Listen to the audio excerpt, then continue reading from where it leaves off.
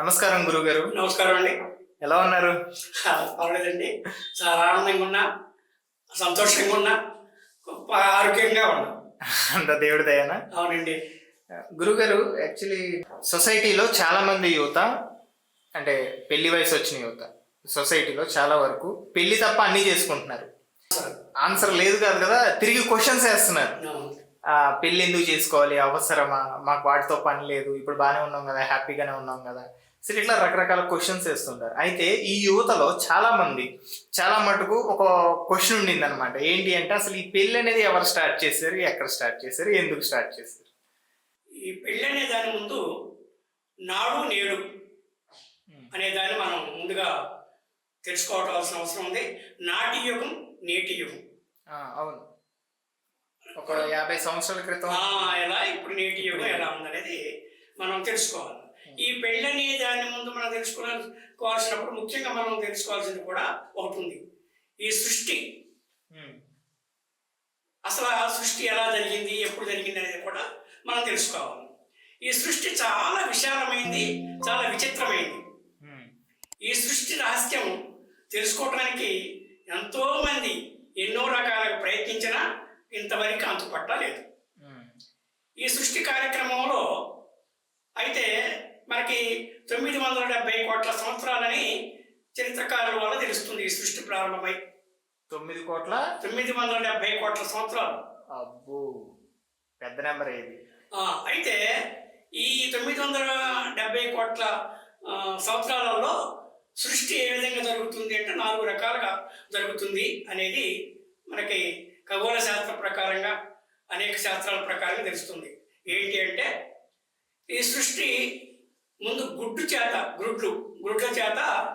సంతానోత్పత్తి జరుగుతుంది.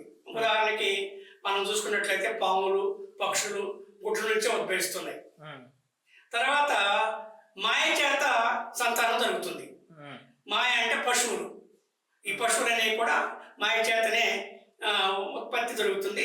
మనుషులు కూడా మాయ చేతనే ఉత్పత్తి జరుగుతుంది. ఈ మాయ అంటే గర్భసంచిలో జరిగేటువంటి క్రియ. స్త్రీ పురుషుల స్త్రీలింగం, పులింగం, చాలా విచిత్రమైన విషయం. చెట్లు కూడా, ఆ చెట్లలో కూడా ఆడ చెట్టు, మగ చెట్టు అనేది కూడా ఉన్నాయి. చెట్లలో కూడా ఆడ చెట్టు, మగ చెట్లు.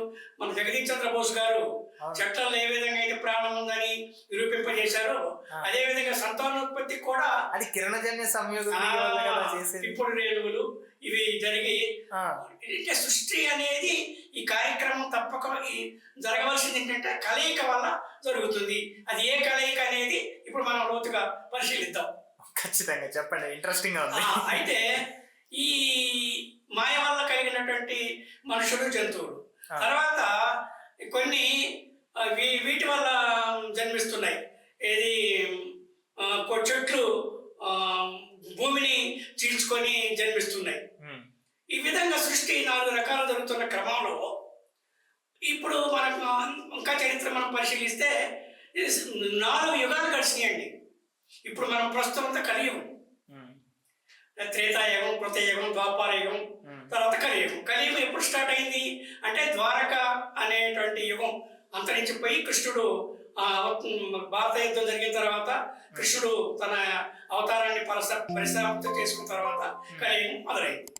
ఈ కలియుగం మొదలైన తర్వాత అప్పుడు మనం ఈ ఖురాన్ పరిశీలించిన, బైబుల్ పరిశీలించిన, మన వేదాలు మనం పరిశీలించిన శూన్యం నుంచి ఉత్పత్తి జరుగుతుంది. అంతకుముందు ఏం ఉండదు. అయితే ఏకకణ జీవి మనం చూసినట్లయితే అమేబా, హైడ్రో ఇవన్నీ కూడా ఆఫ్రికా అడవులలో మొట్టమొదట ఈ మనుష్య సంతానం పరిణామ జంతు జరిగిందనేది మనకి చరిత్ర ద్వారా తెలుస్తుంది. ఆఫ్రికా అడవులలో జరిగింది. ఈ మానవ పరిణామ క్రమం అనేది ఒక్కనాడు జరగలేదండి. ఇది ఒక్కనాడు కాదు.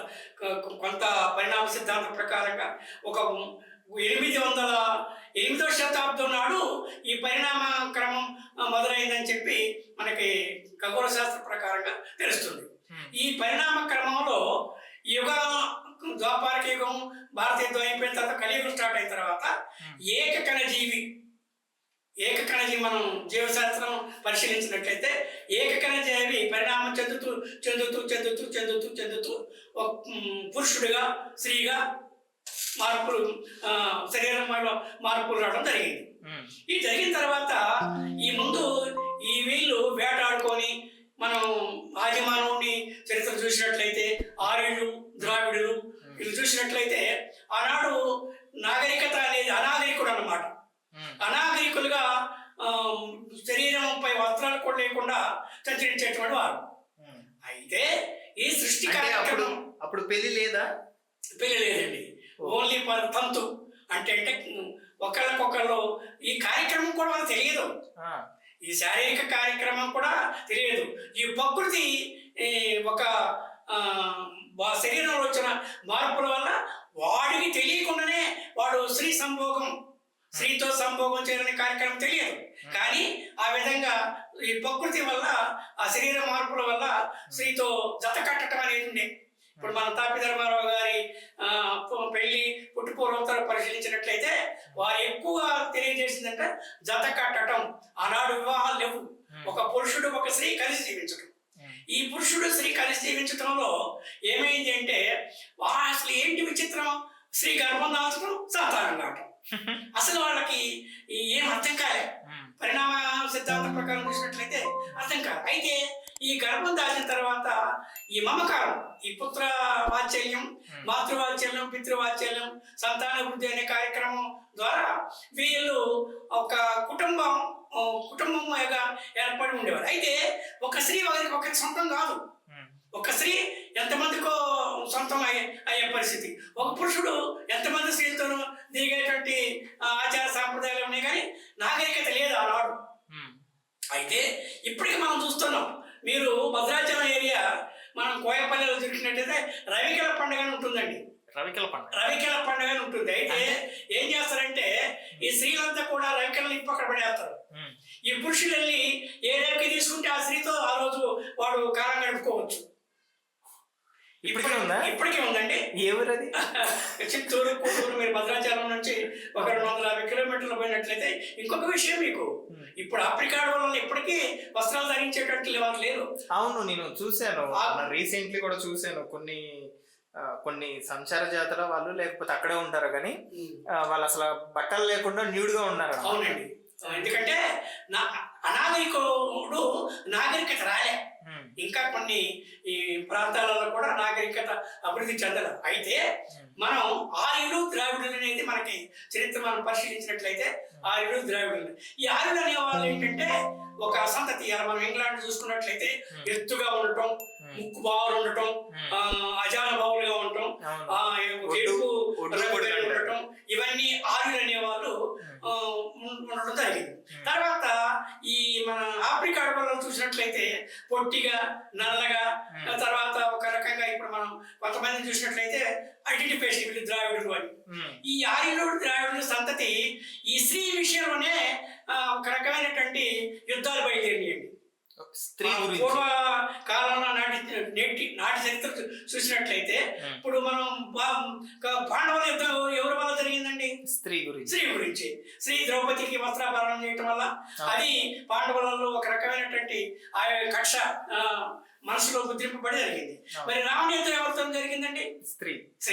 అది మనం నాటి అంటే మన పూర్వకాలంలో చరిత్ర పరిశీలించినట్లయితే సృష్టికి మూలమైనటువంటి స్త్రీ, ప్రకృతికి సృష్టికి మూలం స్త్రీ. ఆ స్త్రీల వల్లనే అనేకమైనటువంటి యుద్ధాలు జరిగినాయి, చరిత్రలు జరిగినాయి. అది అదే విధంగా ఈ నేడు కూడా ఏదైతే ఆది మానవుడు నాగరికతకు చెంది ఒక స్త్రీతో కలిసి జీవించడం మొదలైందో ఆ స్త్రీ వల్లే వీళ్ళలో ఒక వైరాలు బయలుదేరటం, పోటీ మనస్తత్వం బయలుదేరటం, ఈ స్త్రీ నాది అని వాళ్ళు కొట్టుకోవడం, ఇవన్నీ జరగడం జరిగింది. అంటే నాది అనేది ఆస్తి మీద ఉండే హక్కు, నాది అనేది అంటే స్త్రీ ఆస్తి. స్త్రీ ఆనాడు భావించింది, ఈనాడు కూడా ఆస్తిగానే భావిస్తున్నామండి. ఎందుకంటే స్త్రీని సంరక్షించుకోవటం, స్త్రీ నాది అనిపించుకోవటం ఈనాడు ఉన్నటువంటి వ్యవస్థ. ఈ సృష్టి కార్యక్రమం ఇప్పుడు మీరు స్టార్టింగ్ లో అన్నారు కదా నాడు నేడు అని. అవునండి, ఇప్పుడు అది నేడు కాన్సెప్ట్ లో అది ఆ కాన్సెప్ట్ ఎక్కడ కనపడట్లేదు మనకి. ఇది కాపట్లేదండి. మీకు పరిశీలించినట్లయితే పెద్ద కోటీశ్వరుడు ఆ బొంబాయి ఒక ఆమె సినీ యాక్టర్ ని ఎత్తుకొని వచ్చి పెళ్లి చేసుకున్నాడు. ఎవరు? సాయుధ హబీబుల్లా ఏదో సమ్ పేరు ఉంది, పెద్ద కోటీశ్వరుడు. తాను ఒక హిందీ నటి తీసుకొని పెళ్లి చేసుకోవడం జరిగింది. తర్వాత మన నవాబు గారు ఇరాన్కి చెందినటువంటి ఒక అమ్మాయికి పారితోషికాలు ఇచ్చి రెండో వివాహం చేసుకోవడం జరిగింది. అంటే నాడు ఏదైతే సాంప్రదాయం ఉందో నేడు కూడా అటువంటి సాంప్రదాయాలతోనే ఈ కార్యక్రమాలు మన ఈనాడున్న పరిణామ సిద్ధాంతం చెందుతూ మార్పులు చెందుతూ వస్తుంది. అయితే ఈ వివాహం అనేది ఎక్కడ మొదలైంది అనేది అది స్వయంభూ, అంటే దానికి పూర్వ పుట్టోత్తరాలు పలానాడు స్టార్ట్ అయింది ఈ తారీఖు అని చెప్పడానికి వీలేదు. అయితే ఈ కలిసి జీవించడం వల్ల, ఈ పురుషుడు స్త్రీ కలిసి జీవించడం వల్ల ఆ స్త్రీ నాది అనేటువంటి ఇంకొక బలవంతుడు వచ్చి స్త్రీని అపహరించుకోకపోవటం ఇవన్నీ మనం చరిత్రలో చూసాం. ఆనాడు ఏమైందంటే లేదు కలిసి జీవిద్దాం, ఈమె స్త్రీ నాది అని అనుకుని ఆనాడు దాంపత్య వివాహానికి నాందిగా ఒక పెళ్లి అనేటువంటి ఒక పంతుని ప్రారంభింపజేశారు. ఏంటంటే మన వీరేశలింగం పంతులు గారు, పెద్ద పెద్ద మహానుభావులు, విద్యావంతులు, వీళ్ళంతా కూడా చరిత్ర పూర్వ గ్రంథాలని పరిశీలించి వేదాలు పుట్టకముందే వివాహ వ్యవస్థ ఉందండి. వేదాలు పుట్టకముందే వివాహ వ్యవస్థ ఉంది. బ్రహ్మదేవుడు సరస్వతిని చేసుకోవటం, శివుడు పార్వతిని చేసుకోవటం, విష్ణుమూర్తి లక్ష్మీదేవిని చేసుకోవటం, ఇవన్నీ కూడా ఆనాడు వేదాలు ఇంక ఉద్భవించలే. అంటే వేదాలు ఉద్భవించక ముందే మనకి వివాహ వ్యవస్థ ప్రారంభమైంది అనేది ఈ మన అంత పవిత్రమైన వివాహ వ్యవస్థ ఇప్పుడు ఎందుకు ఇలా విచ్ఛిన్నం అయిపోతుంది అని అనుకుంటున్నారు. అయితే విచ్ఛిన్నమే కాటలేదండి. మన భారతదేశాన్ని ప్రపంచ దేశాలన్నీ కూడా ఈ వివాహ వ్యవస్థ ఉండటం వల్లనే గౌరవిస్తున్నాయి. ఇప్పుడు మన అమెరికా, రష్యా మీరు అన్నది చూసుకుంటే అనుకుంటున్నాం అంటున్నారు కదా, ఇప్పుడు ఒక 10 సంవత్సరాలు 30 సంవత్సరాలు వెనక్కి తిరిగి చూసుకుంటే అప్పుడున్న విడాకుల పర్సంటేజ్ ఇప్పుడున్న విడాకుల పర్సంటేజ్ కొంచెం పెరిగింది కదా. పెరిగిందండి. ఎట్లా పెరిగిందంటే బానిసత్వ మనస్తత్వం స్త్రీని పురుషుడు ఏం చేశాడంటే తన ఆస్తిగా భావించి, ఇది నా హక్కుగా భావించి ఆమెని 4 గోడల మధ్యన బంధించి శారీరక సుఖం కోసం, సంతానోత్పత్తి కోసమే ఆమెను వాడుకోవడం జరిగింది. పురుషుల స్వార్థం పెరిగి పురుష ఆధిక్యత, మీకు చూసినట్లయితే ఈ తమిళనాడు వగైరా చూస్తే స్త్రీ ఆధిక్యత ఉంటాయి. అంటే ఇంటికి పెత్తనం స్త్రీదే ఉంటుంది. ఇప్పుడు ఆంధ్రలో కూడా వాళ్ళే కదా. అయితే తెలంగాణలో కూడా వాళ్ళే. తెలంగాణలో మీరు పురుష ఆధిక్యత ఎక్కువ ఉంటుందండి మనం పరిశీలించినట్లయితే. అయితే ఇక్కడ రాను ఈ కుటుంబం అభివృద్ధి చెందాలన్నా, ఆర్థిక అభివృద్ధి చెందాలన్నా స్త్రీలో ఉండేటువంటి విశాలమైన దృక్పథం, మీకు తెలుసో తెలియదో, మీ వయసులో ఉన్న పాపకున్నంత మనస్తత్వం మీకు ఉండదండి. ఆమెలో ఉన్నంత స్త్రీ ఒక్కసారి పురుషుణ్ణి కిందికి పైకి చూస్తే వాడిని స్కానింగ్ చేసి చెప్పగలదు. మీకు చిన్న ఉదాహరణ చెప్తానండి. నేను 30 సంవత్సరాలు ఒక స్నేహితుడితో స్నేహితం చేసి కూడా నేను తెలుసుకోలేని విషయాన్ని మా శ్రీమతి గారు ఒక్కసారి వాడు మా ఇంటికి వస్తే చెప్పగలిగింది. అంటే స్త్రీలో ఉన్న సృష్టి, ఆమెకున్న నిశ్చిత దృష్టి అది. ఆమెకి భగవంతుడు ఇచ్చినటువంటి చూడండి, అమ్మ విద్యావంతురాలు కాదు, నాన్న విద్యావంతుడు. పెద్ద కలెక్టర్ జాబ్ చేస్తాడు, అమ్మ విద్యావంతురాలు. కానీ అమ్మ చెప్పిన మాటలు నాన్న అంగీకరించినట్లయితే, నాన్న పాటించినట్లయితే, నాన్న వాటిని చూచా తప్పకుండా పాటించినట్లయితే ఆ కుటుంబం అభివృద్ధి చెందింది. దాంట్లో అనుమానం ఏమాత్రం లేదు. స్త్రీ అనే దానికి ఉన్నటువంటి శక్తి, ఆమె మాతృస్వరూపినండి. సృష్టికి మూలమైంది స్త్రీ. ఆ స్త్రీతో ఈ అనాగరికుడు ఏమైందంటే, నాగరికత చెందిన తర్వాత స్త్రీతో జీవించడం, ఆ స్త్రీని నాది అనిపించుకోవడం కోసం వివాహ వ్యవస్థ ఏర్పడింది. ఆనాడే దాన్ని పెండ్లి అనే కార్యక్రమం, మంగళసూత్రం. ఆనాడు మంగళసూత్రం ఉండేది కాదండి. వాళ్ళు ఒక నాది అనే సొత్తుతోనే ఉండేటట్టు వాళ్ళు.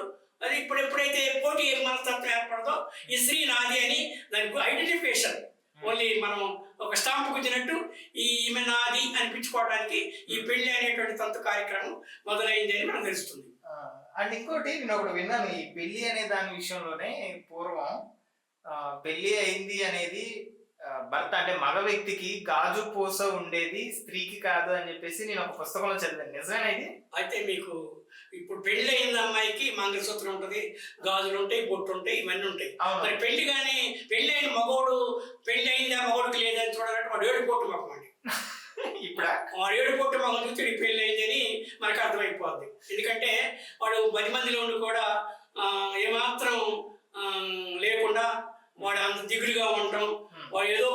చేసుకునే ఉంటాం దాన్ని వీడికి పెళ్ళి అయిందని మనం ఐడెంటిఫై చేయడానికి చాలా మనం అటు గుర్తిస్తాం ఈనాడు.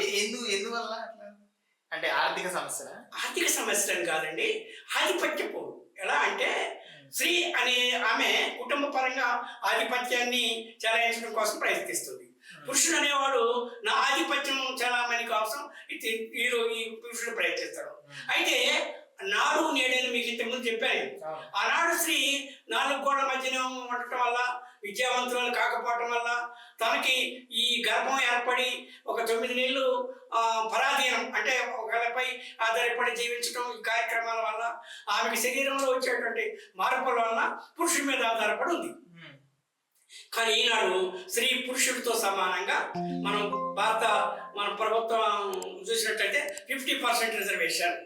అయితే విద్యలో కానీ ఉద్యోగాలలో కానీ ఎప్పుడైతే ఈ రిజర్వేషన్ పెరిగి స్త్రీ విద్యాపరంగా అభివృద్ధి చెంది చక్కటి ఉద్యోగాలు చేస్తున్నారో ఆనాడు నుండి నేను నీకు తక్కువ కాదు, నువ్వు ఏ విధంగా అయితే ఉన్నావు నేను అదే విధంగా ఉన్నాను అనుకొని సహజీవన విధానం, ఈ సంసార జీవితం విచ్ఛిన్నం కావడానికి కారణమై ఎక్కువ విడాకులు అనేవి ఈ రోజున మనం పరిశీలించినట్లయితే 100కి ఒక 60% ఇప్పుడున్న పరిస్థితుల్లో విడాకుల సంఖ్య ఎక్కువ ఉందని కోర్టులో ఉన్నటువంటి విడాకుల సంఖ్యను బట్టి మనం పరిశీలించవచ్చు. ఇది ఎందుకు ఏర్పడదు అంటే నువ్వు తక్కువ నేను తక్కువ కాదు, నువ్వెంతో నేనంతే అనే సమానత్వ పోటీలో ఈ విడాకులు వస్తున్నాయి, ఈ విడాకులు తీసుకోవడం జరుగుతుంది. అండ్ ఇంకోటి, ఈ పెళ్లిలో పురోహితులు ఉంటారు కదా. అవునండి. రీసెంట్లీ మొన్న వీడియోలో కూడా ఒక రీల్ చూశాను నేను. అవునండి. బ్రాహ్మణ్ని చాలా అవమానపరిచారు అక్కడ. అవునండి. అది చేయటం సంథింగ్ అక్కడ చేసి కొంచెం ఇన్సల్ట్ చేశారు. ఆయన కూడా కొంచెం కోపంగా బిహేవ్ చేశారు అక్కడ. అయితే నా క్వశ్చన్ ఏంటంటే, ఈ పెళ్లిలో ఈ పురోహితుని యొక్క పాత్ర ఎక్కడి నుంచి వచ్చింది, ఎప్పుడు వచ్చింది? అంటే ఇది కేవలం హైందవ ధర్మంలోనే కాదు, మన ముస్లింలో చూసుకున్నా కానీ వాళ్ళు ఉంటారు, క్రిస్టియానిటీలో చూసుకున్నా కానీ ఫాదర్ అంటే చర్చ్ ఫాదర్ ఉంటారు. అసలు వీళ్ళు ఏడికెళ్ళి వచ్చారు ఈ పెళ్లిలో? అంటే మీరు వేదాలు మొదలవక ముందే పెళ్లి ఉంది అన్నారు కదా. అవునండి, అవునండి. మరి ఇప్పుడు వీళ్ళు ఎక్కడి నుంచి వచ్చారండి? వీళ్ళు ఎక్కడి నుంచో రాలేదండి, ఉన్న జనాభా నుండే వీళ్ళు తయారయ్యారు. అయితే ఇక్కడ తెలియకలవాడు, తర్వాత వేదాన్ని పరిశీలించి కొన్ని మంత్రాలు వగైరా నేర్చుకున్నటువంటి వాడు నా దృష్టిలో చెప్పాలంటే సోమరిపోతు. అంటే శారీరకమైన శ్రమ చేయలేక ఓన్లీ మేధా సంపత్తి వల్ల 4 మంత్రాలు నేర్చుకొని వివాహ వ్యవస్థని ఒక పురోహితుడిగా చేసి ఆధిపత్యం చాలా మంది చేసుకోవటం ఉంది. అయితే ఇక్కడ అనేకమైనటువంటి విషయాలు ఉన్నాయండి. ఒకే విషయాన్ని మనం దృష్టిలో చెప్పకూడదు. ఎలా అంటే ఈ పురోహితుడు అనేది పౌరోహితుడు, పురమ యొక్క శ్రేయస్సు కోరుకునేవాడు పురోహితుడు, పురజనుల యొక్క శ్రేయస్సు కోరుకునేవాడు పురోహితుడు. ఏంటంటే ఆనాడు ఉన్నటువంటి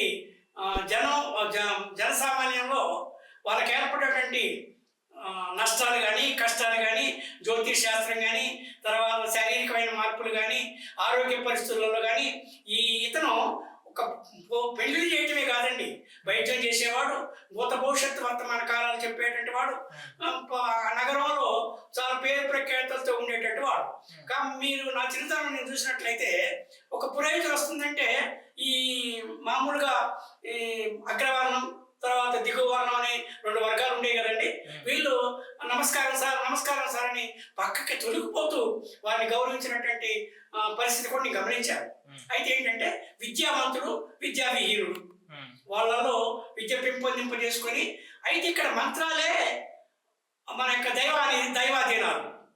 మనం ఈ రోడ్డు పరిశీలించినట్లయితే ఒక మంత్రశక్తి ఉంటుంది. ఈనాడు మనం పెళ్లిలో వాడేటువంటి మంత్రాలు ఇప్పుడు మనం ఆలోచించినట్లయితే ఆ మంత్రాల బలం చేత ఆ పెళ్లిలో వాడే మంత్రాలు ఈ ఇరువురి యొక్క జీవితాలని సరిచేస్తాయని, సరిగ్గా నడుపుతాయని, జీవితాంతరం వాళ్ళు ఆరోగ్యంగా అష్టైశ్వర్యాలతో కుటుంబాభివృద్ధితో కలిసి జీవించడం కోసం మనం ఏర్పడుకున్నటువంటి ఈ వ్యవస్థలో పెళ్లి అనేది చాలా ముఖ్యమైనది. ఇందాక మీరు అడిగారు పెళ్లి అంటే భయపడుతున్నారు అని అడిగారు. పెళ్లి అంటే భయపడటం కాదండి. ఏమైందంటే పురుషుడు తాను స్త్రీని పోషించాలి. స్త్రీని పోషించడం వల్ల ఆర్థిక పరిస్థితులు, తర్వాత వీళ్ళలో కూడా ఏంటంటే మెచ్యూరిటీ. మనం పరిశీలించినట్లయితే ఒకప్పుడు బాల్య వివాహాలు ఉండేవి, ఈనాడు బాల్య వివాహాలు లేవు. అవును. మెచ్యూరిటీ అయిన తర్వాతనే వివాహం చేసుకుంటున్నారు. అంటే ఇప్పుడు మనకి భారత ప్రభుత్వం ఆలోచించినట్లయితే 18 సంవత్సరాలు 21 సంవత్సరాలు వివాహానికి సరి అయిన వయసు అని చెప్పి నిర్ణయించారు. అంటే రాను రాను ఆ వివాహం యొక్క ఇది మన వయస్సుని కూడా పెంచుకుంటూ రావటం వల్ల ఈ మారుతున్న సమాజానికి అనుకూలంగా సమాజంలో అన్ని రకాలుగా నేను అభివృద్ధి చెందిన తర్వాతనే పెళ్లి చేసుకోవాలి అనేటువంటి కాన్సెప్ట్ ద్వారా ఈ రోజున వివాహాలు జరుగుతున్నాయి. ఇంకొక చిన్న విషయం అండి, వివాహాలు ఆలస్యం కావడం ఇంకొక చాలా కారణం ఉందండి. ఒకప్పుడు ఈ వరకట్న విషయాల వల్ల ఈ కట్నాలు ఇచ్చే అమ్మాయికి పెళ్లి చేయడం వల్ల కొన్ని కుటుంబాలు గర్భ శిశువుని స్త్రీ శిశువు అని తెలియగానే ఆ శిశువుని అంతరింపజేశారు. అవును, అప్పుడు దాని మీద చాలా చట్టాలు కూడా వచ్చినాయి మనకి. అవునండి. అయితే ఎప్పుడైతే స్త్రీ అనేది అంతరించిపోయిందో ఇవాళ ఒక్క పురుషుడికి 10 మంది పురుషులకు ఒక స్త్రీ దొరకటాలే. ఆనాడు ఏ విధంగా అయితే వర్ణాంతి వారాలు చేసుకున్నారో, ఆనాడు ఏ పరిస్థితుల్లో ఒక స్త్రీ పురుషుడు కలిసి జీవించారో, మరి సేమ్ అదే పద్ధతి ఈరోజు సమాజంలో ఉత్పన్నమైంది. ఈ ఒక వివాహానికి కమ్యూనిటీ కానీ ఆర్థిక పరిస్థితి కానీ ఏ చోట ఈక్వల్ ఎడ్యుకేషన్ ఉన్నట్లయితే, వాళ్ళకి మనసులు కలిసినట్లయితే, అభిప్రాయాలు కలిసినట్లయితే పెళ్లి చేసుకోవడం అనేది మళ్ళీ నాటి పద్ధతే ఈనాడు వచ్చిందని చెప్పగా తెలియదు.